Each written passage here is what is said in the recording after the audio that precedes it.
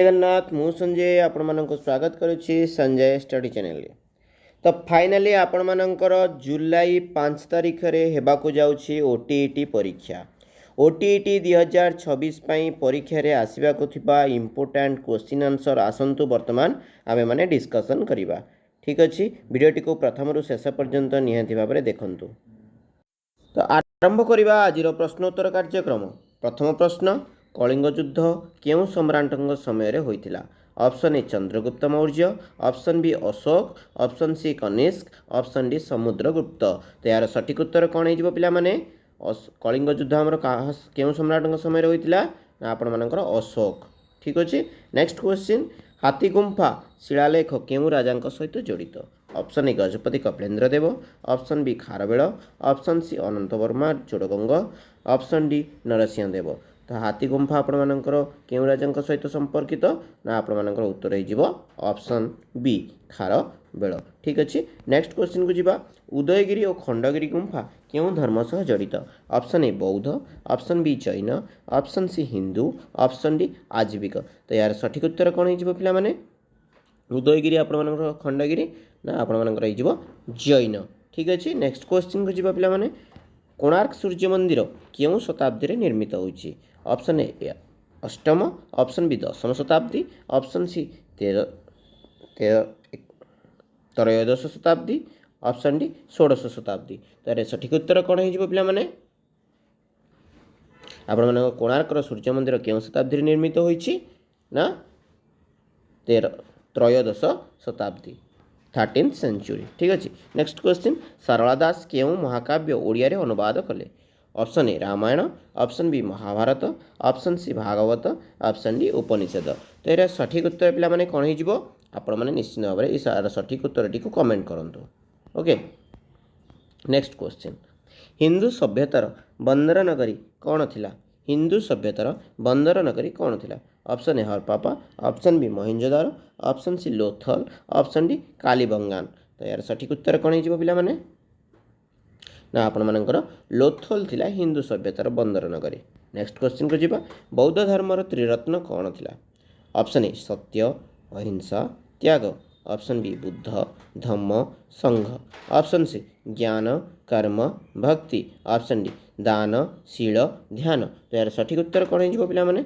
बौद्ध धर्मर त्रिरत्न आपण मानकर बुद्ध, धम्म एवं संघ थिला यार सठिक उत्तर। नेक्स्ट क्वेश्चन को जिबा, गुप्त युग को कौन कहा जाए? ऑप्शन ए अंधकार युग, ऑप्शन बी स्वर्ण युग, ऑप्शन सी लौह युग, ऑप्शन डी मध्य युग। तो यार सठिक उत्तर कौन हो पिला माने? गुप्त युग को आपण मानकर स्वर्ण युग बोली कहा जाए। ठीक अछि। नेक्स्ट क्वेश्चन को जिबा, नालंदा विश्वविद्यालय केउ राजवंश समय प्रसिद्ध थिला? यार एटा आपण मानकर इंपोर्टेंट क्वेश्चन अछि। नालंदा विश्वविद्यालय केउ राजवंश समय प्रसिद्ध थिला?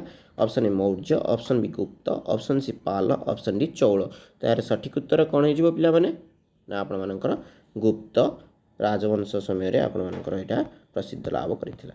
आर्यभट्ट केउ विषय रे विद्वान थिले? ऑप्शन ए जीव विज्ञान, ऑप्शन बी गणित और ज्योतिर्विज्ञान, ऑप्शन सी रसायन विज्ञान, ऑप्शन डी साहित्य विज्ञान। त्यार सठिक उत्तर कौन हो पिला माने? आर्यभट्ट आपण मानकर गणित एवं ज्योतिर्विज्ञान मध्य आपण माने से विद्वान थिले। खारवेल, खारवेल केउ वंशर राजा थिले? ऑप्शन ए चेदी वंश, ऑप्शन बी मौर्य वंश, ऑप्शन सी गजपति वंश, ऑप्शन डी सोमवंश। तार सठिक उत्तर कौन हो पिला माने? ना आपण मानकर चेदी वंशर खारवेल राजा थिले। धौली शिलालेख केउ नदी कूल अवस्थित? Option A Mahanadi, option B Daya नदी, option C Brahmani, option D कुशभद्रा।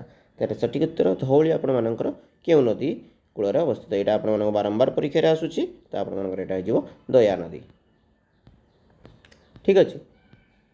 से भाई पाणिनि कौन लिखिथिले? Option A Arthashastra, option B Ashtadhyayi, option C Manusmriti, option D Meghdoot.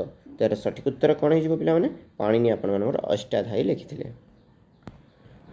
Gajapati वंशर प्रतिष्ठाता किए? एटा आपण मानकर भेरी भेरी इंपोर्टेंट क्वेश्चन रही। Option A Kapilendra Dev, option B Prataparudra Dev, option C Purushottama Dev, option D Balabhadra Dev. तार सठिक उत्तर कौन हो पिला माने? गजपति वंशर आपण मानकर कपिलेन्द्र देव। ସେଇଭଳି ଜଗନ୍ନାଥ ମନ୍ଦିର କେଉଁ ରାଜା ନିର୍ମାଣ କରିଥିଲେ? ଏହାର ସଠିକ୍ ଉତ୍ତର କ'ଣ ହେଇଯିବ ପିଲାମାନେ? ଆପଣମାନଙ୍କର ଚୋଡ଼ଗଙ୍ଗ ଦେବ ଜଗନ୍ନାଥ ମନ୍ଦିର ନିର୍ମାଣ କରିଥିଲେ। ଠିକ୍ ଅଛି। ସେଇଭଳି ତାଜମହଲ କେଉଁ ମୋଗଲ ସମ୍ରାଟ ନିର୍ମାଣ କରିଥିଲେ? ଏଇଟା ବାରମ୍ବାର କ୍ୱେଶ୍ଚିନ୍ରେ ଆସୁଛି ପିଲାମାନେ।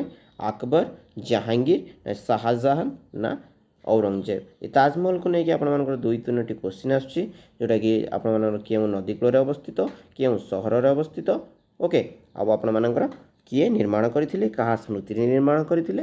ତ ତାଜମହଲ ଆପଣମାନଙ୍କର ଶାହାଜାହାନ ନିର୍ମାଣ କରିଥିଲେ ତାଙ୍କ ସ୍ତ୍ରୀ ମମତାଜଙ୍କ ସ୍ମୃତିରେ। ଏବଂ ତାପରେ ଆମର ରହିଛି ଯମୁନା ନଦୀ କୂଳରେ ଆଗ୍ରା ସହର ନିକଟରେ। ଓକେ। ଯଦି ଭିଡ଼ିଓଟି କିଛି ଇନଫର୍ମେଟିଭ୍ ଲାଗିଥାଏ ତେବେ ଲାଇକ୍, କମେଣ୍ଟ, ସେୟାର ଏବଂ ସବସ୍କ୍ରାଇବ୍ କରିବା ସହିତ ପାଖରେ ଥିବା ବେଲ୍ ଆଇକନ୍କୁ ଅନ୍ କରିଦିଅନ୍ତୁ। ଏବଂ ଏହାପରେ ଆପଣମାନଙ୍କର ନେକ୍ସଟ କ୍ଲାସ୍ରେ ଆମେ CDP, ଯେଉଁଟାକି ଆପଣଙ୍କର ଚାଇଲ୍ଡ ଡେଭଲପମେଣ୍ଟ ପେଡାଗୋଜି ରହିଛି, ତା ଉପରେ ଡିସ୍କସନ୍ କରିବା। Okay, thank you for watching.